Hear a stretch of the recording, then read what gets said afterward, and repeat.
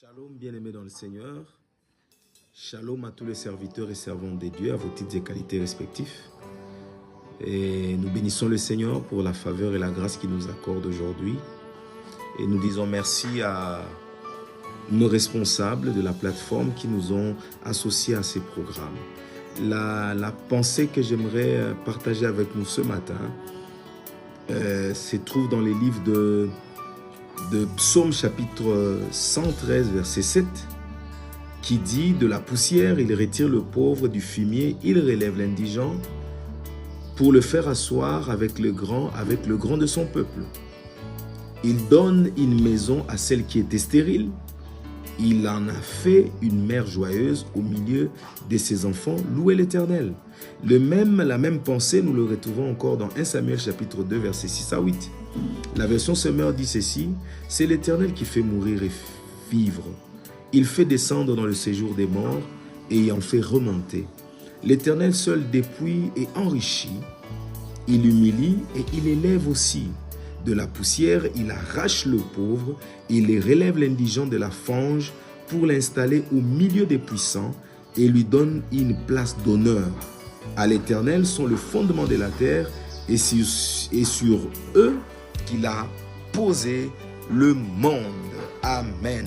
Ce matin, l'exhortation que j'aimerais nous apporter, je l'intitule les dieux des extrêmes. Vous voyez, quand on parle de la poussière, de la pauvreté, et pour devenir quelqu'un que Dieu élève, ce sont des extrêmes extraordinaires.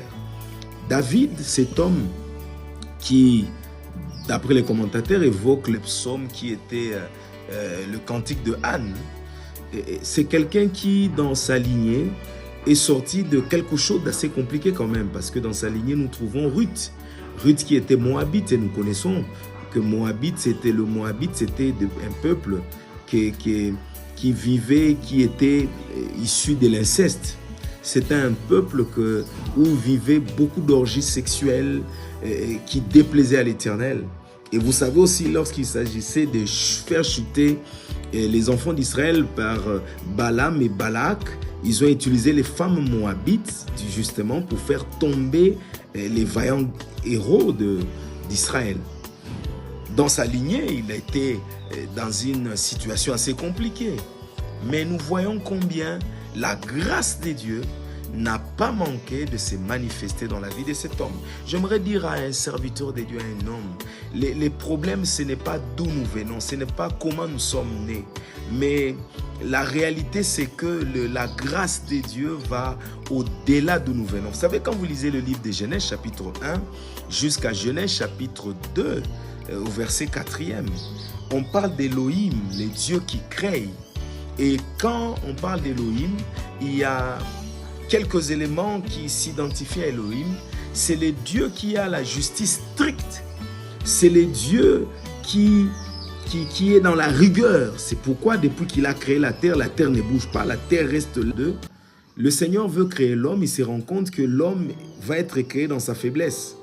Cet homme qui vient de la terre, qui a ses faiblesses, mais qui aura l'esprit de Dieu.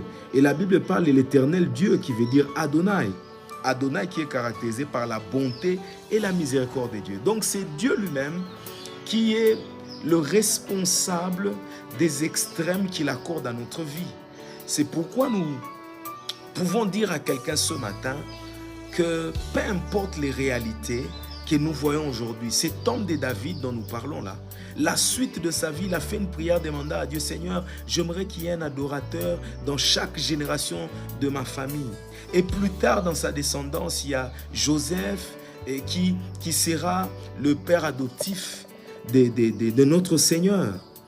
Donc dans sa lignée, le Seigneur Jésus-Christ qui est là, qui est la vie par excellence. Parce que demander chaque génération un adorateur, il y aura peut-être une génération compliquée. Mais quand le Seigneur est là dans la lignée, waouh! J'aimerais dire à quelqu'un que peu importe les réalités de ta famille, peu importe là où tu commences ton ministère, peu importe les réalités qui ont été déclarées dans ta famille, nous avons un Dieu qui nous amène dans les extrêmes.